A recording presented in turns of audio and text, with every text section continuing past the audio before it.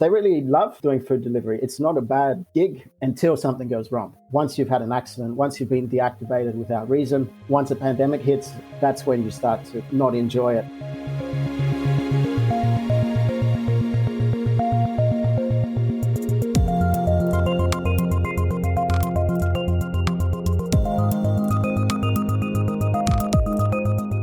Hello and welcome to Tech Won't Save Us. I'm your host, Marx, and this week my guest is Tyler Riordan. Tyler is a PhD candidate in hospitality and anthropology at the University of Queensland. And over the past year, he has been doing ethnographic research with temporary migrant gig workers in Brisbane, Australia, and riding along with them as they, make their deliveries, wait for new jobs, and kind of just, go about their day-to-day activities. So Tyler and I talked about recent developments in Australia, but also talked about some of the insights that he gained by doing that research, by spending time with those workers, and what the future of the gig economy in Australia might look like. I think that there is an interesting conversation here about migrants and, migrants who work in the gig economy and what is going to work for them necessarily versus, some of the things that we often discuss around employment rights and things like that. Especially when you think back to last week's episode with Vina Dubal, where we talked about the large percentage of people of color and immigrants who work in the gig economy in the United States and how that helps to kind of justify their exclusion from employment rights and their earning of lower wages. And so, obviously I support the fight for employment rights for gig workers to improve the conditions of gig workers naturally. But I think that part of what comes out in the conversation with Tyler is how we also need to consider, what the effects of those would be on some of these temporary migrant workers. And even, this will come up in a future conversation that I have as well. But what that also means for, undocumented workers who are not working legally, so to speak, and the need to also consider them while we're ensuring that we protect, workers' rights and the standards of workers' rights in our countries. So I really enjoyed this conversation with Tyler. I think you are going to really like it as well. It's the first conversation in this series of 6 episodes on the state of gig work around the world that I'll be doing over the next 3 weeks. So stay tuned for those. Tech Won't Save Us is part of the Harbinger Media Network, a group of left-wing podcasts that are made in Canada. And you can find out more about that at harbingermedianetwork.com. If you like this conversation, make sure to leave a 5-star review on Apple Podcasts. And you can share it on social media or with any friends or colleagues who you think would learn from it. And this episode, like every episode of Tech Won't Save Us, is free for everybody because listeners who can support the show choose to do so. So if you are enjoying these conversations, learning from these conversations on the gig economy around the world and the broader topics that I discuss on the show, you can join supporters like Lika from the Netherlands and Griff from Cascadia by going to patreon.com/techwon'tsaveus and becoming a supporter. Thanks so much and enjoy this week's conversation. Tyler, welcome to Tech Won't Save Us. Hi, Paris. Thanks for having me here. Yeah, I'm really excited to chat with you about, what's happening with the gig economy in Australia and, in particular, the work that you've been doing with temporary migrant gig economy workers in Brisbane. So I want to make sure we touch on those 2 things. But I want to start with getting kind of a broader overview, I guess, of what's been happening with the gig economy in Australia in the past couple of years, I guess. Just to give some context for people who will be listening from outside of Australia and might not have a very good idea of what's been going on there. And so I feel like one of the stories that has really kind of caught the public mood and I guess kind of affected the way that Australians and that lawmakers think about the gig economy is these stories that have been in the media, in particular during the pandemic, about injuries and deaths of food delivery workers. So can you talk a little bit about, what has been happening there and what kind of effect that has had on, I guess, the wider discussion around the gig economy in Australia? So I guess to start off, the gig economy here is pretty similar to most other jurisdictions. So workers are under independent contractor models, not entitled to minimum wage, paid per piece, no access to benefits or social security pensions, things like that. And most of the focus on kind of research and media in the gig economy is related to rideshare and food delivery. So as I'm sure most of your listeners know, it touches so many industries, healthcare, professional services, academia, and so on. But really, if we're talking about the gig economy in Australia, we're mainly focused on Uber or Didi cars. And then in terms of food delivery, we've got Uber Eats, Deliveroo, DoorDash, Menulog, and then a couple of others, including there's a couple of companies that focus particularly on Chinese-speaking markets as well, which we don't often hear too much about. And then you've got Freelancer, Upwork, and these kind of things as well. So most of the current kind of focus is around safety, particularly for food delivery workers. So as you touched on in your question, we found out last year that 5 food delivery cyclists had been involved in traffic accidents and died. We've since found out that another 2 have been announced, and this is across different companies. I won't name the companies, but we've since found out another 2 have died, and we only found this about a month ago, but these fatalities happened a year prior. And what's actually happened is these deaths weren't reported, and they only came out as part of initially a New South Wales state government inquiry, and then now we've got a federal government inquiry. So I won't bore you with the details of governance, but basically in Australia, each state has different laws, different courts, and so on. And then we've got federal systems and the Senate. So the Senate inquiry is where some of this information has been coming out. But I guess what's most relevant here is we wouldn't have known about these deaths unless these inquiries happened. And this all comes back to the independent contractor status. So because they're not employees, there's no requirements to report to our work safety commissions and so on. And there's also questions about, are they actually working at the time of the accident? So in one of the more famous examples, a young student from Turkey, Burak Dogan, he was killed in Sydney, and his death was not reported as a workplace fatality because his last trip was cancelled 25 minutes before he was killed. So he was still logged into Uber Eats app at the time, but their insurance, for example, cuts out 15 minutes after delivery. And this goes around these big questions around the gig economy. You know, when is it work? Should waiting time be classified as work? And the obvious consequences here is that his family wasn't offered compensation in the first instance because he wasn't working at the time. So yeah, that's kind of the wrap up. And I was listening to your episode the other day on the situation in Canada, and I felt a bit of similarities here, that we're not really leading the way. We're following what's happening in other parts of the world, and there's a lot of work to be done.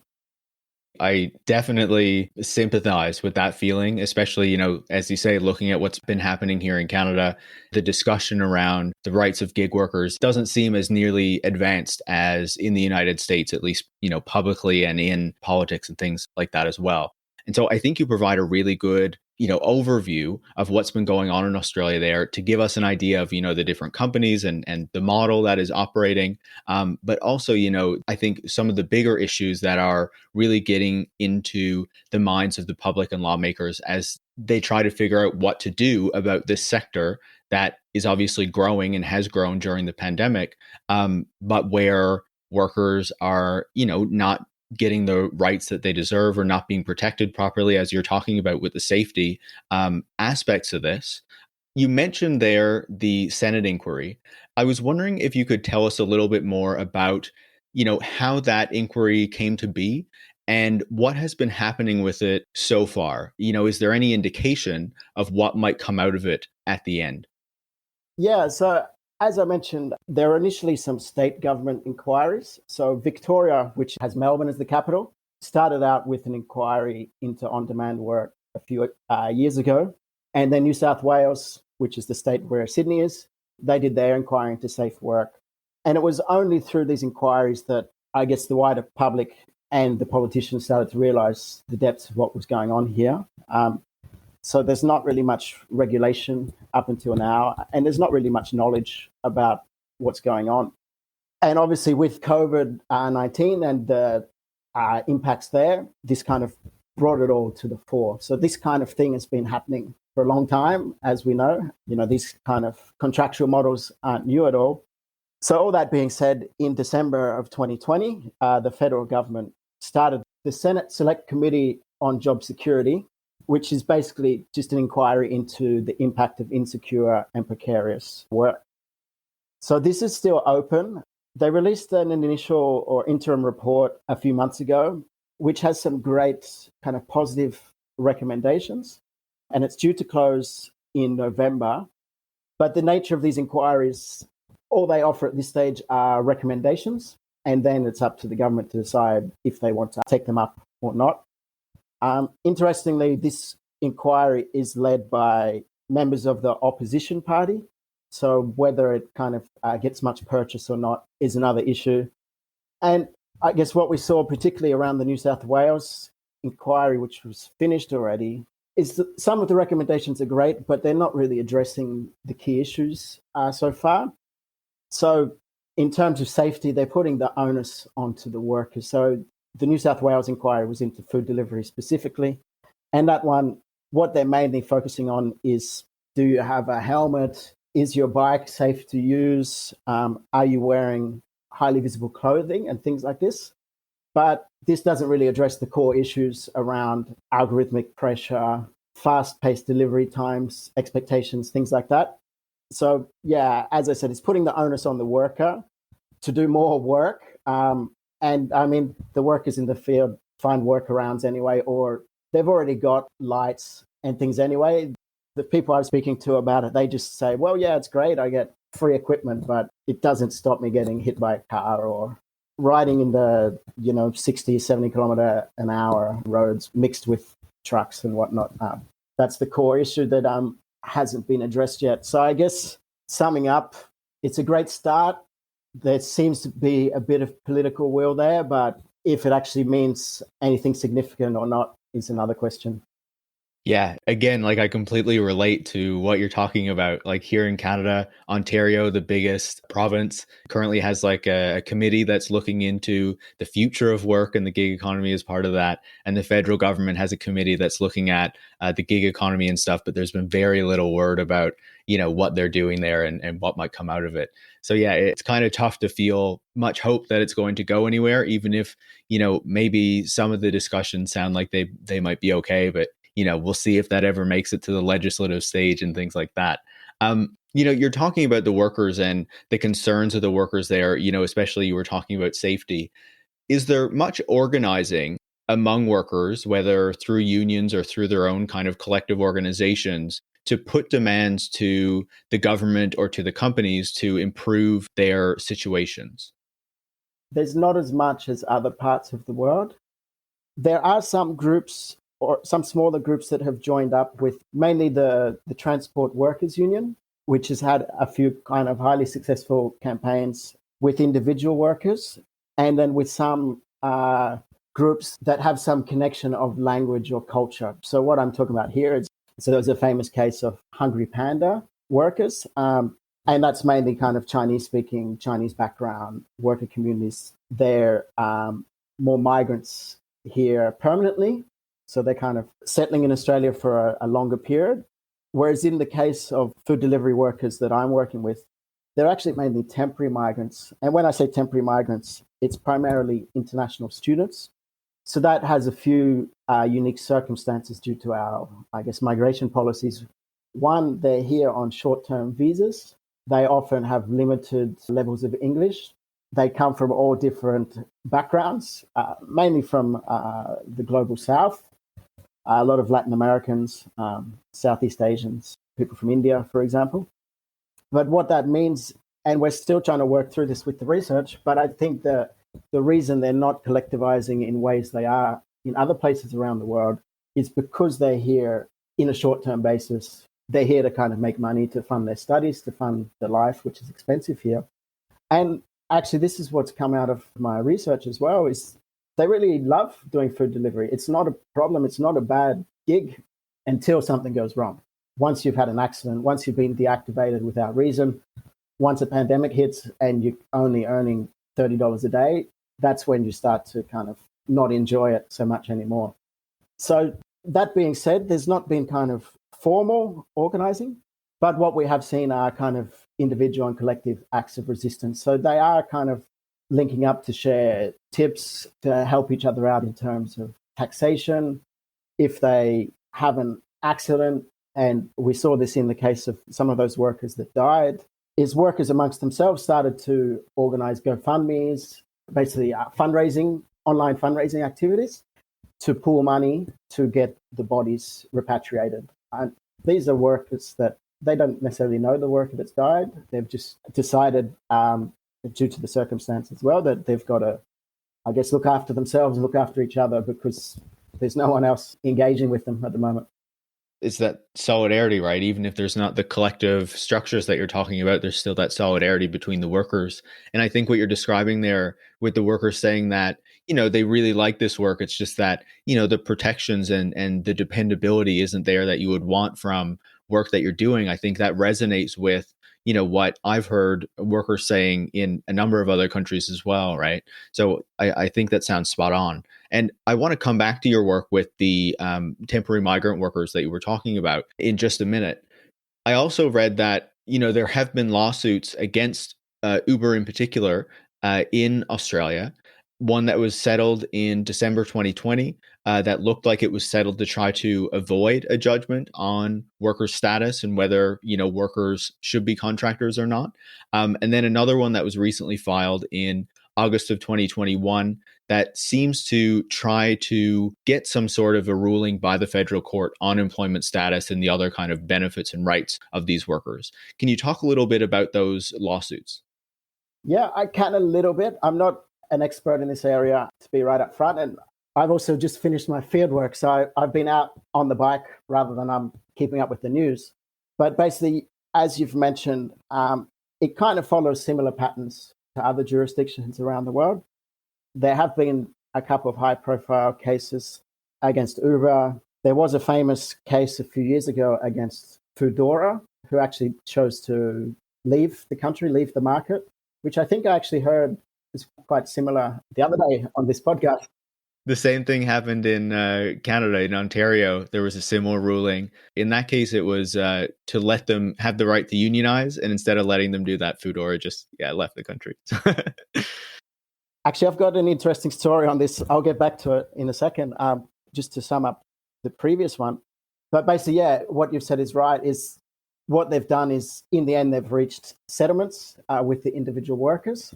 And what this means is there's no precedent for future cases. Basically, because no decision has been made in the end, not much changes. In the case of the test case you mentioned as well, so this one's just been announced a few months ago, and that's about Uber rideshare drivers as opposed to food delivery. And basically, there's a few litigants there, and they're trying to see whether this work is as flexible as possible, and particularly around this idea of freedom of when they can choose to work and when not.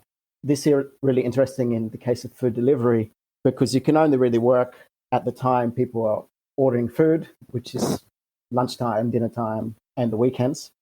But basically, it all goes back to these questions of the employment model. Are they really independent contractors or not? And what we've seen with the workers is when these cases happen, the platforms make changes that actually make the conditions worse for workers. So going back to the Foodora case, as part of my research, I've spoken to people who were involved with Foodora, and they used to have events for contractors. They'd have a barbecue, trying to get some socialization. They'd offer support when there were accidents or advice and things like this. But this indicated the employment model, which wasn't positive for the company. So they had to cut all this out, cut off support for workers, close down customer support, phone lines and things like this. When I say customer, I mean for the workers, to try and avoid that employment relationship, which could be seen as detrimental to the platform. And it involves paying more wages and safety training and whatnot, which is not a sustainable business model, as we know. I think that's a really good example of, how things could be better, but then just to try to avoid this classification, then things have to be made worse. And, I think we see that in a lot of places where they're trying to fight back against these reclassifications or these changes to the employment model, that things tend to get worse until they're forced to make them better. And even then, they find ways to get around them. One other question before we return to your research, and that's Menulog, one of the companies that operates in Australia, recently announced that I believe they're reclassifying some of their workers as employees. And the way that I saw this reported was that it seemed like it was kind of a preemptive response to the Senate inquiry. Can you talk a little bit about what's going on there? And is it as good as it sounds? Yeah, so Menulog announced a lot of things, and this came as part of the Senate inquiry. So Menulog, basically their parent company is Just Eat, which is quite a popular brand in Europe. And basically they announced they would start a pilot employment program. And this, as I said, was part of the Senate inquiry. The CEO got up and said, all the right things. We have a moral imperative to move workers to full-time employment. And basically what they were announcing was a trial of employing riders only in the Sydney Central Business District. And this got a lot of positive press, and it also got a lot of public support. So in the commentary on social media, I noticed people saying, I've just deleted Uber Eats. I'm only going to use Menulog because they're more ethical. So this was announced in April. Up until now, as far as I know, they've signed up 10 part-time riders, and the trial will only involve 100 workers in total. Workers are still using their own bikes, although they receive a subsidy, and the shifts are about 4 hours long. The CEO has also mentioned that they want to have all their couriers employed within a few years' time, in inverted brackets. Although in June, he then went on to announce that, and this is a quote, "We would never sign up for anything where we think it's going to cost us too much," Mr. Belling said. "That will break our business, and it will mean that restaurants are going to shut down. We're going to not be able to engage with as many couriers as we want, and people are going to lose jobs." And basically what he was saying is that we want to employ couriers, and this is another quote, "However, the current regulatory framework presents a number of challenges with specific regards to existing modern awards, the lack of flexibility present, and subsequent cost." So basically, the stunt has worked so far. They've got some great press, and the media's not really questioning the details.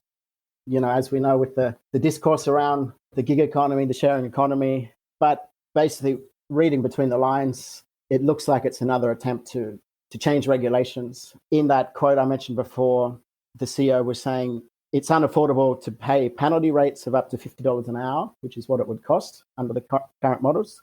And that's around $38 US, for context, an hour. As I mentioned before, basically, as we know through your podcast, through the guys at TMK, for example, these business models are not sustainable to pay a living wage. So I wouldn't put this announcement as kind of the high hopes that people think it may be. Let's put it that way. Yeah, I think that's a really good description of what's actually going on there behind that announcement. So I appreciate that. So I do want to shift gears now and talk a little bit about the work that you've been doing in Brisbane. Doing research with food delivery workers up there, in particular temporary migrants. And so to start, do you have any idea of what percentage of gig workers are temporary migrants or immigrants in Australia? To start off, we don't know, and we've seen this around the world because the platforms are not required to report these kind of things, and they're not always willing. The current estimates are that 8 or 9 in 10 food delivery workers are migrants, which is pretty similar to a lot of places around the world. There has been some research by Paula McDonald and colleagues, which was part of the Victorian inquiry. And basically, they found that permanent residents are 1.7 times more likely than Australian citizens to be current or former platform workers. So that's across all platforms. And in food delivery, it's a bit higher. But basically, it's mainly temporary migrants doing food delivery. We just don't know the exact numbers. And why this is important is most research now, and particularly the way the platforms promote themselves, are around this idea of it's a side hustle. It's a way to supplement your income and whatnot. But what McDonald and colleagues found, and what's come out of my field work as well, is most workers that do food delivery are reliant on this income for 100% of their income. Now, this is particularly important in the case of the pandemic. For example, as they are temporary migrants, that means they're excluded from social security payments. So we had here JobKeeper and JobSeeker were the names of these programs. And as independent contractors, they're also excluded from payments that are designed for employees. So this kind of puts them at a double precarity. And particularly for this cohort, they've often come to Australia with a lot of debt in order to get here. Cost of living is very high comparatively. So if you're only able to earn, in the case of the pandemic, $30 a day, now it's kind of $100 to $200 a day, depending on how much work you do. Once you cover living costs and things, there's not much left to go around. Yeah, I think it's an important point, and I think it backs up a lot of what we've been seeing around the world as well. In one of the pieces that you sent me, you also wrote that temporary migrants are 3 times more likely to be platform workers than citizens. And so, I think that further demonstrates, the overrepresentation of them in this kind of work. And now, so you were actually out, biking with these migrant workers, talking to them about their work, observing what was going on. Can you tell us a little bit about, how you did that and what that was like? Yeah, so basically I come from an anthropological background, and our kind of main research method is called ethnography. For those that are not aware, basically this means participant observation, and it means you're working with them, spending time with them. When the people you want to hang out with are on bikes, basically that means you've got to get on the bike as well. So I've just finished up about a year in the field shadowing food delivery workers. So what shadowing means, this comes from business language. Basically, you follow a worker during their workday to look over their shoulder, to see what they see, to do what they do. So yeah, I was out on the bike. I started with the kind of manual. In Australia, we call it a push bike, I guess just the bicycle. For the first few months, really struggled to keep up because about 90% of workers now are using e-bikes. So I got an e-bike as well. And the benefits of this approach is, I guess, first up, you get those embodied experiences and you know what it's like when a car's zooming past you or honking their horn or yelling stuff out the window at you or whatever. You also have that physical and mental exhaustion at the end of the day. But the best benefit, I think, is that in those downtimes between deliveries, you just get to hang out and have a chat and talk about, oh, what did you think of that customer? Or I saw that worker gave you a bottle of juice, why did they do that or whatever? So it really gets the conversation happening, and that lived experience, you can't replicate just asking questions on Zoom or in a cafe or whatever. So yeah, really enjoyed it. Miss being on the bike and miss the friends I've made, but that's all part of the research process. Absolutely. It sounds like, it would be a really interesting experience, and obviously one that is really enriching for the research as well and for the observation that you get out of that. And so I wonder, what were some of the kind of major takeaways or things that you noticed while you were doing this work, that you realized about the work and about these workers in particular? It's a good question. I guess first up, and this is something I make a bad habit of doing, is we keep referring to them as workers, but they're people. And that's the main takeaway I'm always trying to remind myself when I get a platform like this. And what this means is they have all these highs and lows and interests outside getting a burger and fries from A to B. And that's particularly at the start, I really found workers were enjoying it. When I say this, I don't mean just kind of that marketing speak of, the flexibility and autonomy of being your own boss, which is there. And, we can't discount that. But, when you're an international student, it's a great gig because you can sign on or sign off when you want. You can take a break. And as we did one day, we went down and looked at some Formula One cars, or another time I'll refer to this worker as Manny. I spent a good deal of time with this guy, and, we'd go around the city. I went to his medical appointment one day. We went to talk to his real estate agent another day. We spent a whole day trying to track down a digital clock radio because he wanted to improve his English more. And, all these kind of things you couldn't do if you're working in a kitchen, for example, or working as a cleaner, which are generally the options available to these workers. So after the first kind of 6 months or so in the field, I really had in my head, hang on, this work isn't as bad as everyone makes it out to be. maybe I could start doing it on the side while I help fund my studies and whatnot. And just as I had this thought, honestly, I was thinking this just as my friend Manny almost got backed into by a truck, and it snapped me out of it like that. And that's when I kind of made this realization, well, yeah, it's great and flexible and whatnot, but you could die. You could not come home from work. And as we've seen with these recent examples, and no one would even know potentially, if you don't have social networks here, if you don't have contact with your family. That's how some of the news of these deaths came about. It wasn't until family members overseas notified the authorities that they hadn't spoken to their family member in Australia for a certain period of time. And that's when they realized, oh, hang on, this person's not alive anymore. So, yeah, I guess that's probably my major takeaways. And, I've got some more specific findings we might get to in a bit about the way workers kind of go about responding to these challenges, such as algorithmic management and whatnot. Yeah, absolutely. What you're describing there is one of the things that stood out to me as I was reading some of your work, right? The degree to which the workers say that they prefer the gig work to like traditional hospitality work that they would have to do because, there's no asshole bosses and stuff like that they need to worry about. But on the other side, there's that risk of injury. There's the algorithmic deactivation. There's the stolen bikes and, so many other things to worry about while they're on the road, and that they don't have protection from, with the app company that they're working for, right? That they're not protecting them if something happens. As you said earlier, there might not even be insurance or compensation if something happens to them, depending on when it happens while they're doing the work. You were talking there about the algorithmic deactivation and the other ways that these workers kind of have developed tools to respond to some of these issues. Can you talk a little bit about that aspect of it? I'm kind of working on a few papers and book chapters at the moment. And I guess the theme that links them is the way that workers are kind of individually and collectively resisting and challenging the circumstances they're in.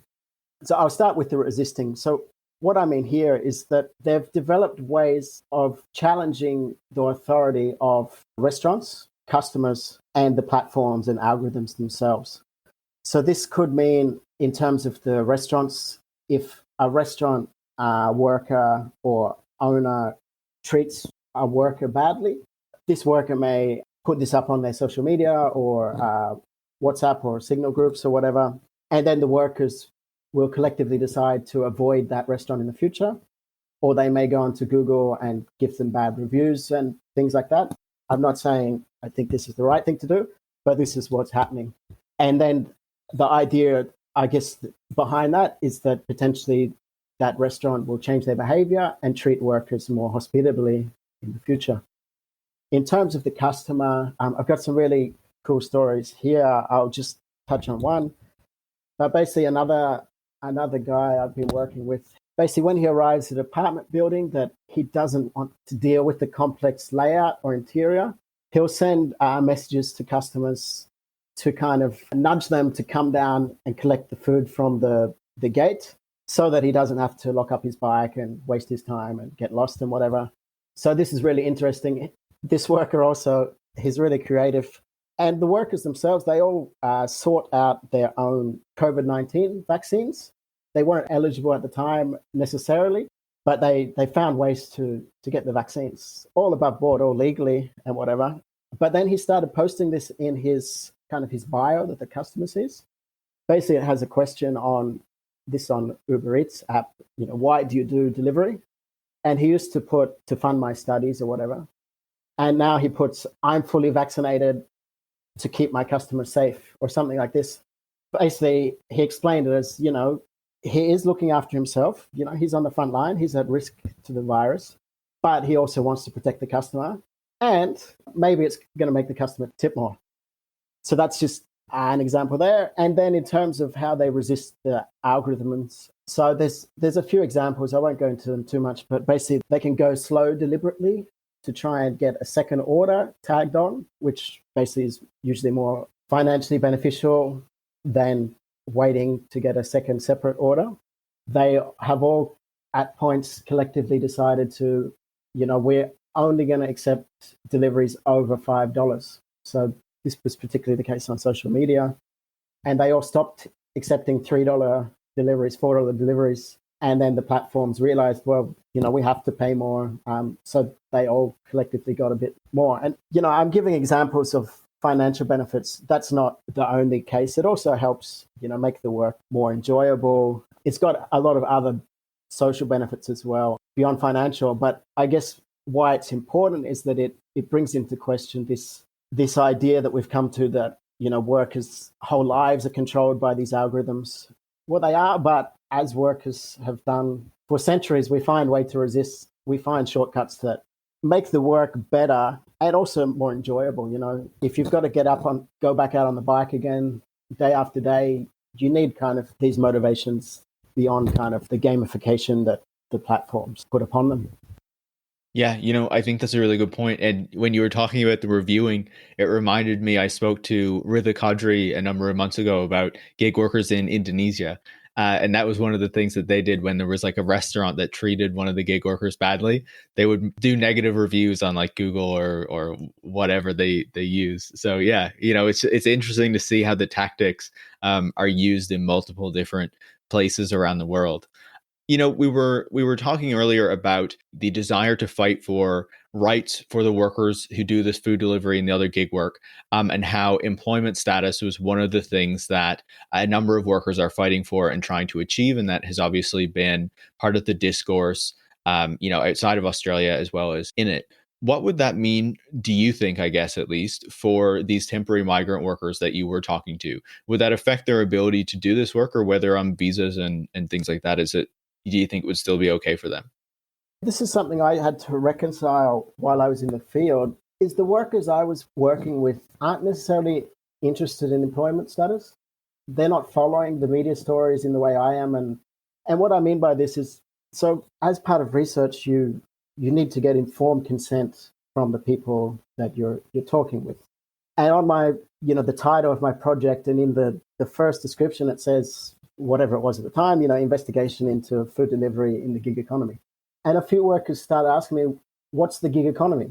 And I kind of thought about it and I thought, well, okay, that makes sense. And, I've got family in Colombia and I speak Spanish. And one day I was trying to explain my research to them and I couldn't translate what the gig economy means. It took a while and we got, and it was actually my mother-in-law who said, but how is that different from work? And once you start to kind of engage with that and where people come from, I had someone else at a conference presentation once. He stood up and he said, we just call that work in my country. So the reason I bring this up is, and it goes to the premise of the question, I think we need to really engage with the idea that people are choosing to do this work. And for whatever reason, they could go work in a kitchen if they wanted. But as you said before, they don't want an asshole boss. They don't want to be forced to work at times. They don't want to work and things like that. So I don't know that employment is the answer.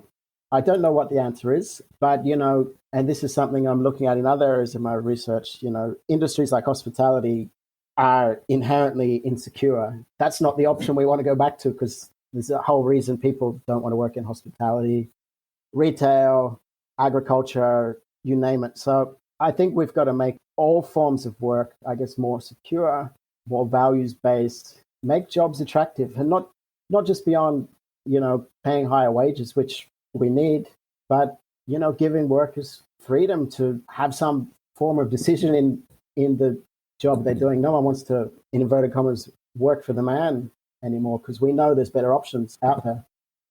Even more broadly, I think it's an interesting discussion because especially, I've heard the discussions, I can't remember which countries, but I'm sure it's the reality in a number of countries where there's even workers who are doing work on these apps who, don't have visas to be working in specific countries, but that's how they get by, right? And so that's not to say that, we shouldn't seek employment status and better rights for the workers who can have it, but I think that there also needs to be this consideration of, what do you do with these other workers who are reliant on this? And, I think clearly we don't just want to have like a hard kind of crackdown immigration policy that doesn't try to help these workers or these people. Yeah, so I think that's an interesting discussion, and I'm sure it's one that's happening more broadly. Yeah, there's just something there you reminded me of, and this has really come out of the research as well, and I'm still trying to, I guess, clarify it in my mind, but it's not just about the work. And, as you've mentioned there, we also have problems with our migration systems. We've got problems with lack of access to healthcare and all these kind of things. So I guess we need more holistic solutions that look beyond just the sectors and the so-called gig economy. I think you've given us a good overview of, what's going on in Australia, but also of what you have been finding in your work in Brisbane, working in particular with temporary migrant workers. And so I wanted to close just by asking you, is there anything else, about gig work in Australia or about the research that you've been doing that you think it's important for our audience to understand before we end our conversation? I guess I'll finish with, I'm only one person telling the stories on behalf of the small amount of people I spoke to. And I find as researchers, as media, as customers, as governments, we all are invested in the gig economy, and we're all invested in this idea of the future of work, but we're not all engaging with the people that are doing this work. So I really think we need to have more voices from these individuals that are marginalized, that they're excluded, that they don't have a voice in these conversations. And obviously, it's not the case all around the world. We've seen some great things happening. Most recently comes to mind what's happening in New York City, for example. But I think we need to have genuine conversations with the people that do this work. They're not robots. They're not autonomous driving or flying vehicles. They're people. And they're people that are looking after us. They're putting themselves at risk, not only with COVID-19, but, with getting hit by a car or whatever, to bring a pizza to our door.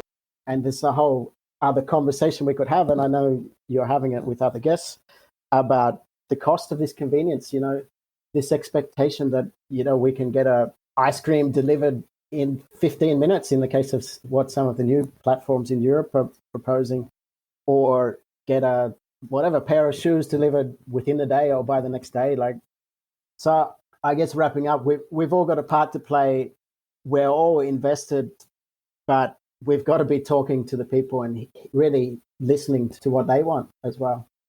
Yeah, I think that's a really good way to close this conversation. Tyler, I really appreciate you taking the time. Thanks so much. No problem. Thank you. Tyler Riordan is a PhD candidate at the University of Queensland, and you can follow him on Twitter at Tyler_Riordan. You can follow me at Paris Marx, and you can follow the show at Tech Won't Save Us. Tech Won't Save Us is part of the Harbinger Media Network, and you can find out more about that at harbingermedianetwork.com. And if you want to support the work that I put into making the show every week, you can go to patreon.com/techwon'tsaveus and become a supporter. Thanks for listening.